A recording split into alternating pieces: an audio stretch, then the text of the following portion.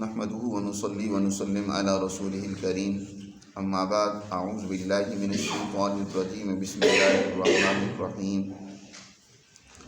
فاتقوا الله ما استطعتم واسمعوا واطيعوا وانفقوا خيرا لانفسكم ومن يوق شح نفسه فاولئك هم المفلحون ان تقرضوا الله قرضا حسنا يضاعفه لكم ويغفر لكم والله شكور حليم عالم الغیب والشہادۃ العزیز الحکیم صدق اللہ العظیم۔ یہ سورہ تغابن کی آخری آیات ہیں۔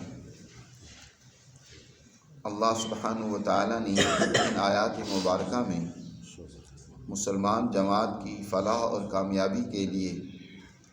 بنیادی اور اہم اصول اور ضابطے بیان فرمائے ہیں۔ سب سے پہلے درجے کی بات جو مسلمان جماعت کے لیے ہر حال میں لازم اور ضروری ہے وہ تقوی ہے۔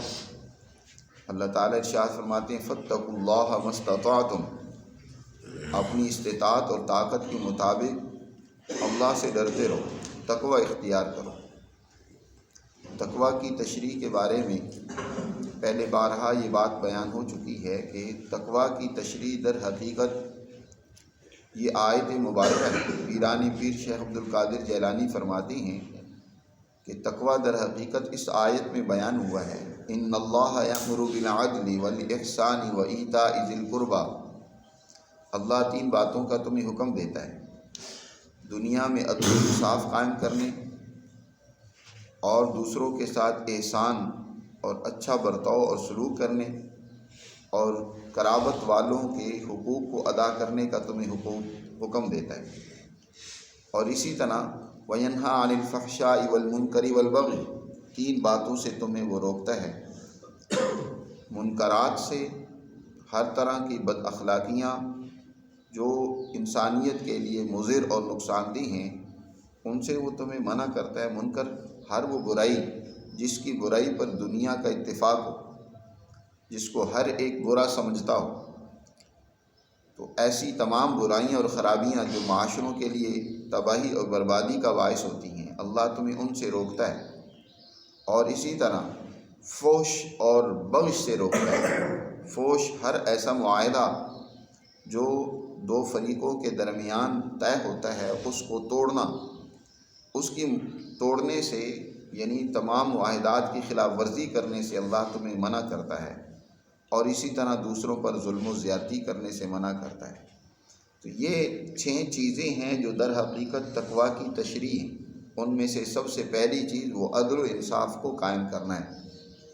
ایک فرد وہ اپنی انفرادی شخصیت اور ذات سے لے کر اجتماعی درجے میں ہر موقع پر وہ در حقیقت عدل قائم کرنے کا پابند ہے۔ وہ گھر میں ہے تو عدل اور اعتدال کے ساتھ زندگی گزارے۔ عدل کا تعلق اعتدال کے ساتھ ہوتا ہے، میانہ روی اور اقتصاد کے ساتھ ہوتا ہے۔ کسی ایک طرف پلڑا جھک جائے تو وہ عدل نہیں ہوتا۔ عدل ترازو کے دونوں پلڑوں کا بالکل مساوی اور برابر ہونا، اس کو عدل کہا جاتا ہے۔ تو انسان اپنی زندگی کے کسی حصے میں بھی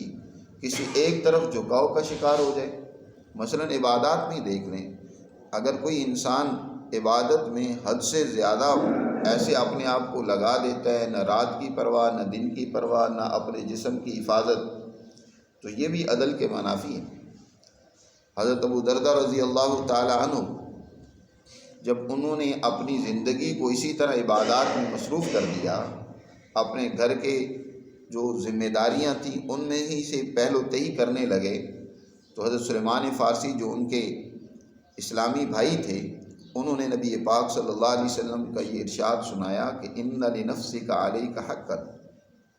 کہ تمہارے اپنے نفس کا بھی تمہارے اوپر حق ہے، ولاہلک علیک حقا، تمہارے اہل و عیال کا بھی تمہارے اوپر حق ہے، اور ہر حق والے کو حق دینا یہی در حقیقت عدل کہلاتا ہے۔ یا اسی طرح یہ ہے کہ عبادات بالکل ہی نہ کرے۔ ایک تو یہ کہ عبادات میں بہت آگے بڑھ جائے کہ ہر وقت گھر بار کی بھی پرواہ نہیں، ہر وقت جو ہے وہ اللہ کے راستے میں ہے، عبادت میں لگا ہوا ہے، گھر والوں کی بھی کوئی اسے فکر نہیں ہے، کوئی گناہ میں مبتلا ہوتا ہے تو ہوتا رہے، کوئی خرابیوں میں مبتلا ہوتا ہے تو ہوتا رہے، بس اس نے تو اپنے آپ کو سنوارنے کے لیے ہر وقت وہ عبادات میں، طاعت میں، نیکی کے کاموں میں اپنے آپ کو کھپا رکھا ہے۔ یہ نیکی صرف نہیں ہے، نیکی وہ بھی ہے کہ اپنے بیوی بچوں کی نگہداشت کرے، ان کے حقوق پورے کرے، ان کی تربیت کرے، ان کو تعلیم دے، یہ بھی اسی نیکی میں آتا ہے۔ اور دوسری طرف یہ ہے کہ کوئی پرواہ ہی نہیں ہے اپنی اخلاق کو سنوارنے کے حوالے سے، عبادات کے حوالے سے، وہ جو ضروری اور فرائض عبادات ہیں ان میں بھی کوتاہی کرتا ہے، تو یہ بھی ظلم ہے، اپنی جان پر ظلم ہے۔ تو عدل اعتدال کا نام ہے کہ زندگی جو ہے وہ تمہاری متوازن ہو، اور یہی تقویٰ ہے۔ حضرت ابی بن کعب رضی اللہ تعالی عنہ سے حضرت عمر فاروق رضی اللہ تعالیٰ عنہ نے سوال کیا۔ حضرت ابی بن کعب قرآن مجید کے سب سے اعلیٰ قاری تھے۔ اس دور میں قاری ہونے کا مطلب قرآن کو سب سے زیادہ اچھے انداز سے سمجھنے والا ہونا۔ جو قاری ہوتا تھا وہ قرآن کا سب سے بڑا عالم بھی ہوتا تھا۔ تو یہ قرآن کے بہت بڑے عالم تھے،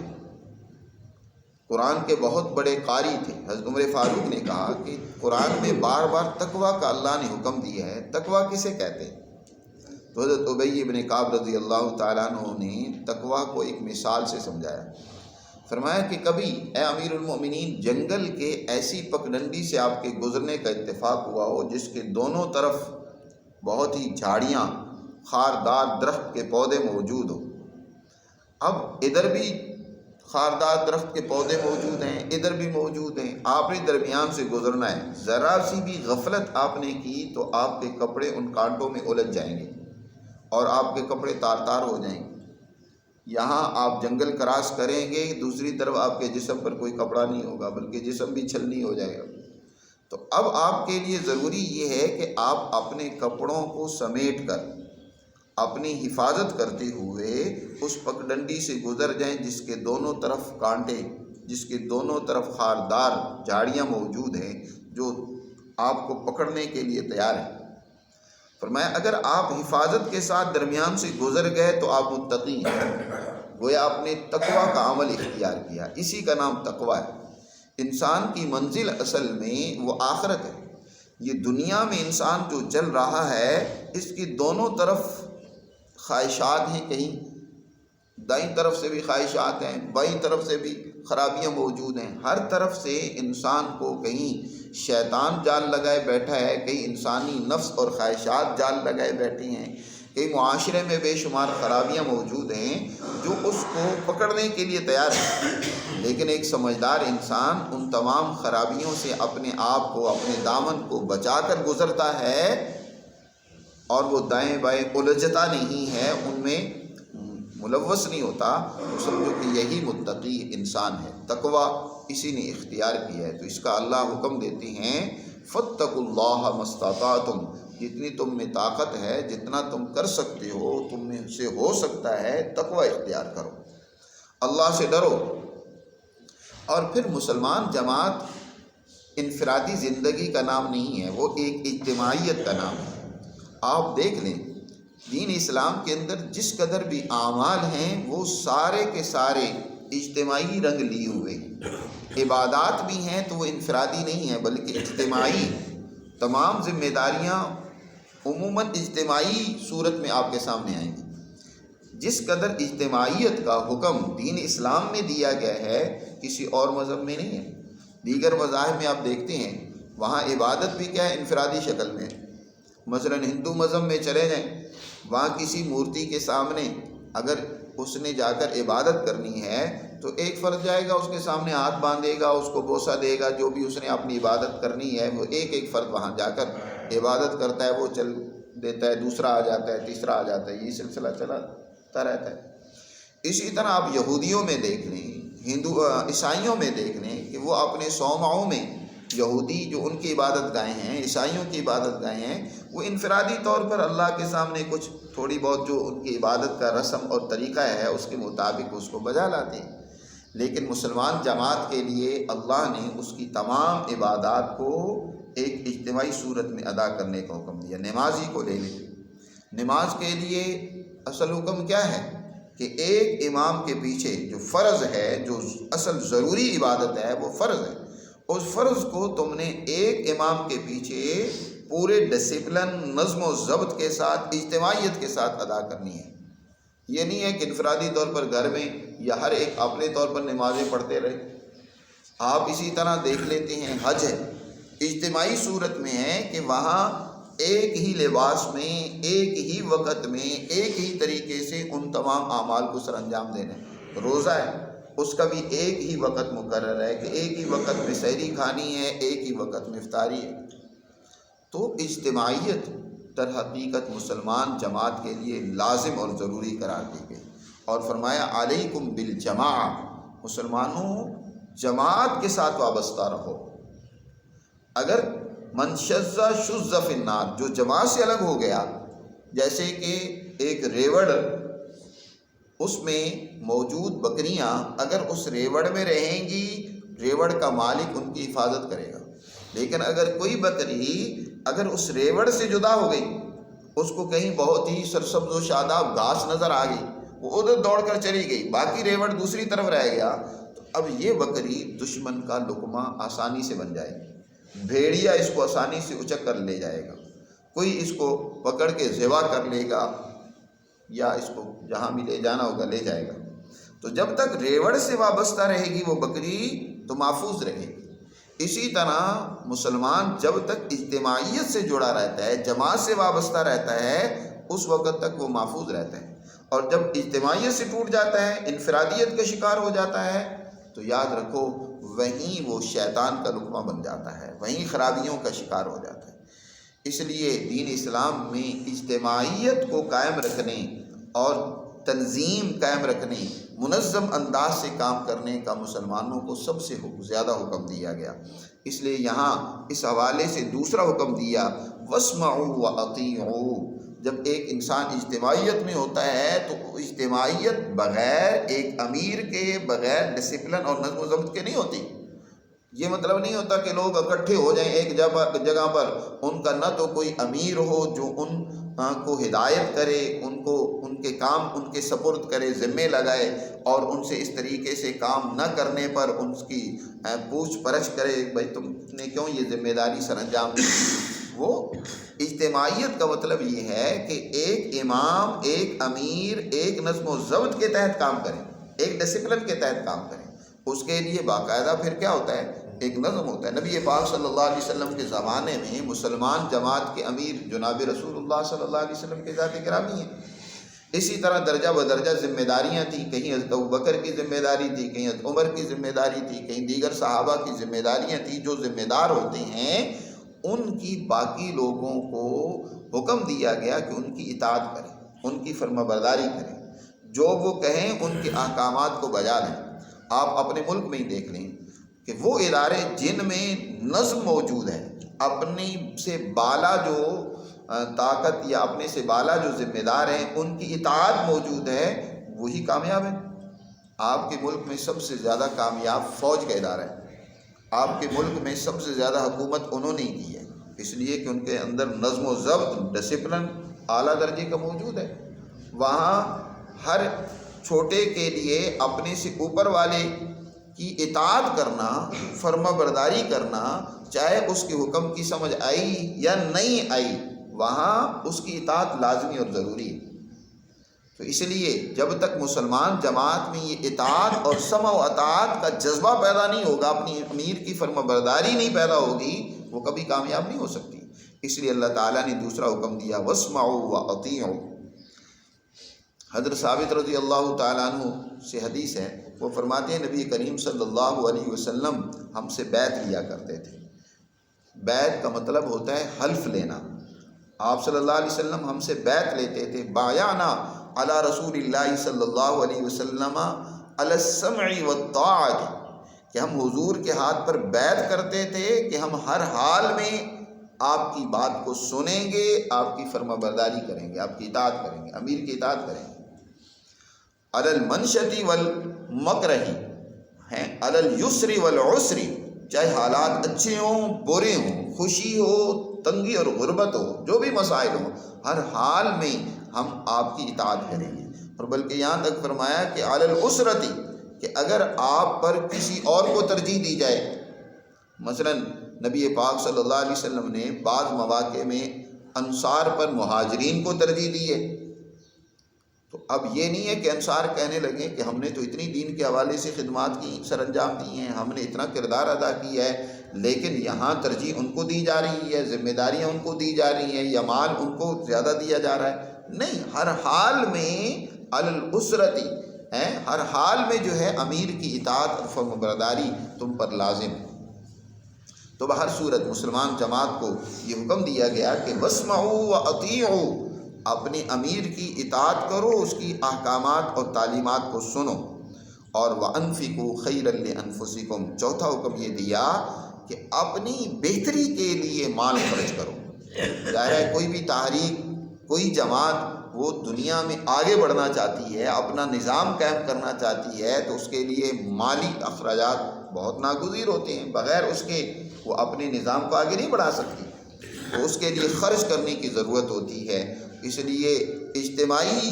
ضرورتوں کو پورا کرنے کے لیے، اور اسی طرح انفرادی طور پر جماعت کے اندر کچھ لوگ کمزور ہیں تو ان کی کمزوری کو دور کرنے کے لیے ان لوگوں کو حکم دیا جا رہا ہے جو صاحب مال ہیں، وہ اپنے مال کو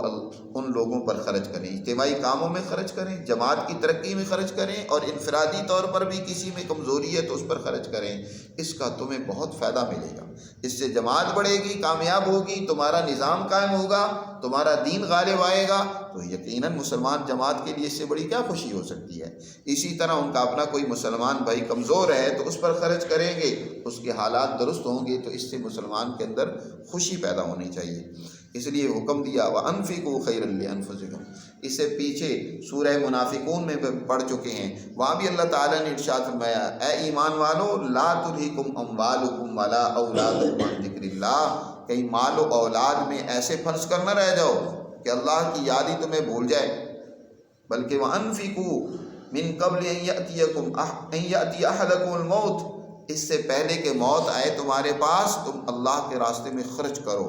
اس وقت جب موت آئے گی تو اس وقت انسان کہے گا کہ کاش تھوڑی سی مہلت مل جائے، فَأَصَّدَّقَ وَأَكُن مِّنَ الصَّالِحِينَ، میں اب خرچ کر کے بڑا نیک بن جاؤں گا۔ وہ وقت مہلت کا نہیں ہے، مہلت زندگی میں ہے، لہٰذا اپنے نفس کے بخل سے بچو۔ آگے اس لیے فرمایا وَمَن يُوقَ شُحَّ نَفْسِهِ، جس نے اپنے آپ کو حرص اور لالچ سے بچا لیا، اپنے نفس کو حرص اور لالچ اس میں پیدا نہیں ہونے دیا، یہی لوگ در حقیقت فَأُولَٰئِکَ هُمُ الْمُفْلِحُونَ، یہی لوگ دنیا میں بھی اور آخرت میں بھی فلاح اور کامیابی اور کامرانی کو حاصل کرنے والے۔ شح کہتے ہیں عربی کے اندر، ایک بخل ہوتا ہے، ایک شح ہوتا ہے۔ بخل تو ہوتا ہے کہ کچھ آ گیا ہے، اب کوشش اور خواہش یہ ہوتی ہے کہ یہ جائے نہیں۔ الذی جمع مالہ وعددہ، مال آیا ہے جمع کریں اور اس کو گنتی کرتے رہیں کہ اتنا بڑھ گیا، اتنا زیادہ ہو گیا، یہ بخل ہے۔ شح اس سے اگلا درجہ ہے، ایک تو مال آئے جائے نہیں، اور دوسرا یہ کہ مزید کا حرص اور لالچ ہو،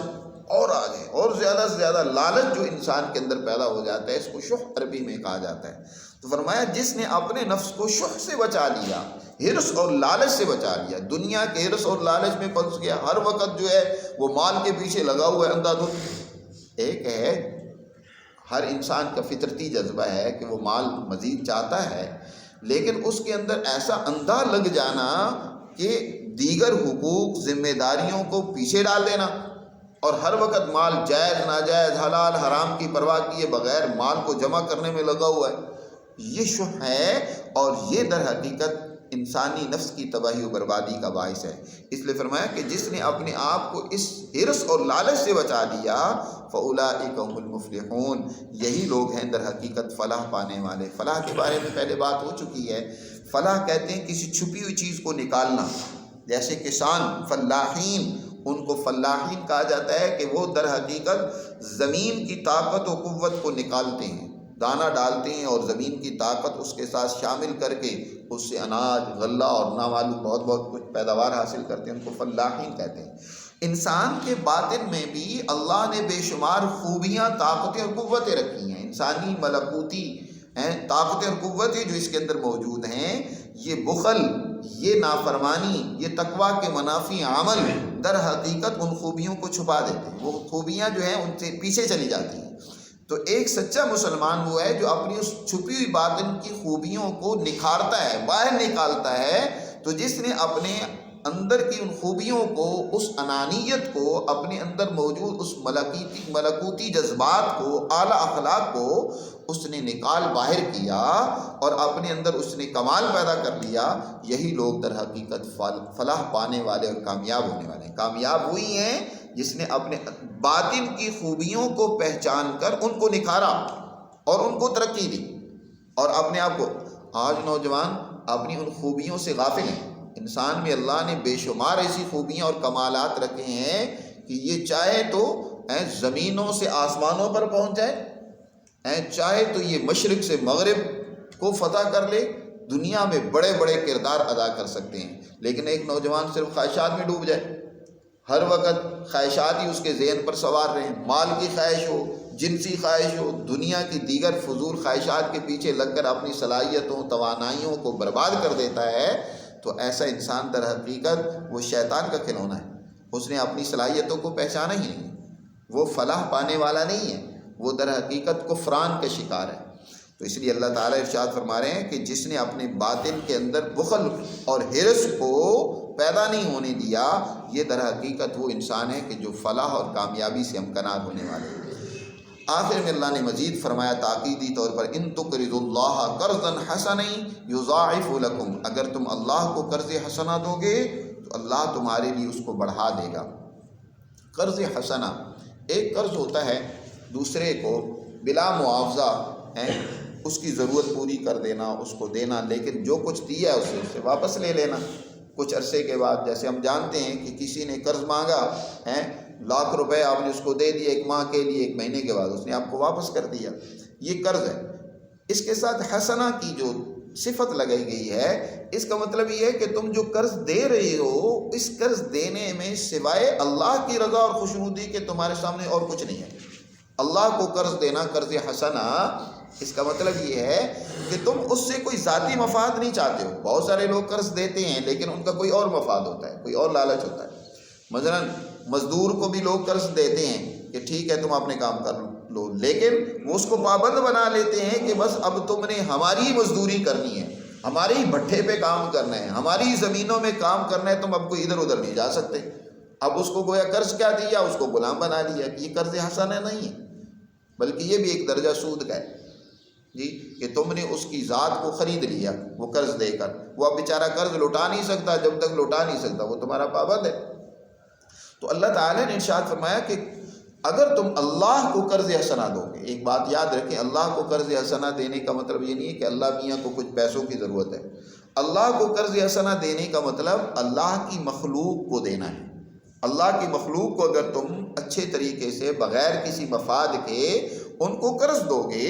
اللہ اس کا بدلہ تمہیں بڑھا کر دے گا، یضاعفہ لکم، کئی گنا بڑھا کر اللہ تمہیں دے گا۔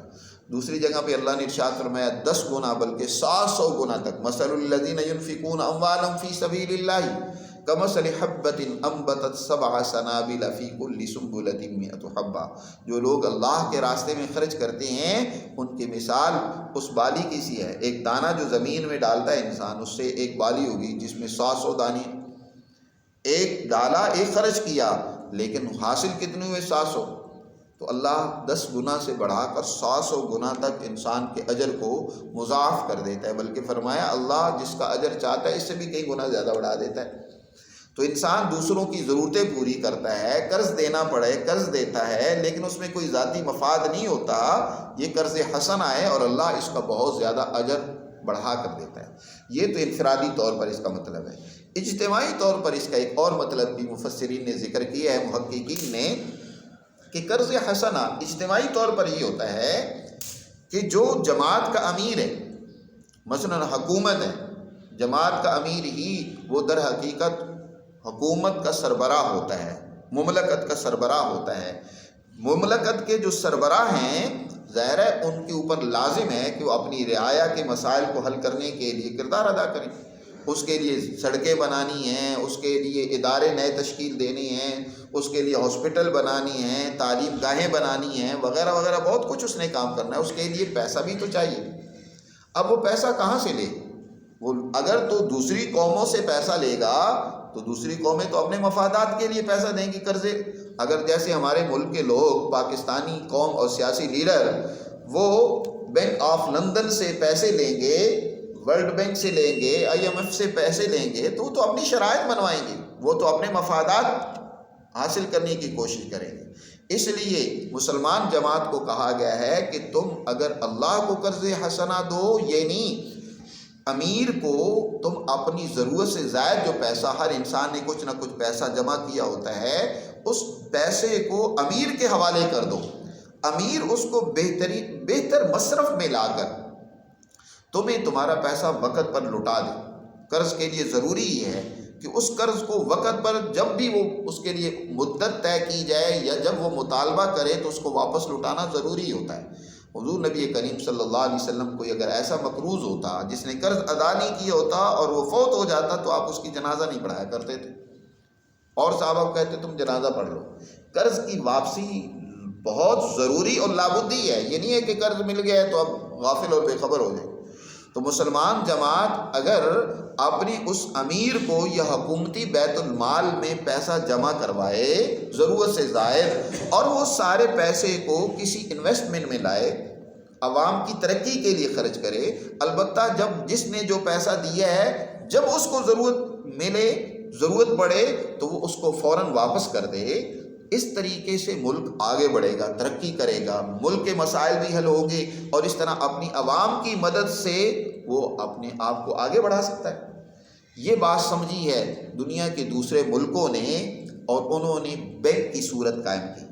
لیکن اب بینک نے تو خود کاروبار کرنا شروع کر دیا۔ اس بینک کا مقصد اب یہ نہیں رہا کہ اس کے نتیجے میں عوام کے مسائل حل کیے جائیں۔ اب بینک در حقیقت سرمایہ داروں نے ان پر بھی قبضہ کر لیا، تاجروں نے ان پر بھی قبضہ کر لیا، اور اس کے ذریعے سے وہ اپنی ذاتی سرمایہ کو بڑھانے کے چکر میں لگے ہوئے ہیں، اور ان کی دولت بڑھتی چلی جا رہی ہے، اور وہ عوام کے فائدے کے لیے استعمال نہیں ہو رہے، وہ سرمایہ عوام کی ترقی کے لیے استعمال نہیں ہو رہا۔ لیکن اگر ایسی صورت بن جائے کہ حکومت خود اس طریقے سے، جیسے بینک ہوتا ہے، اس بینک میں عوام کا سرمایہ اس کی حفاظت کرے، اور اس سرمایہ کے ذریعے سے عوام کی ترقی اور بھلائی کے لیے ہی وہ کام کرے،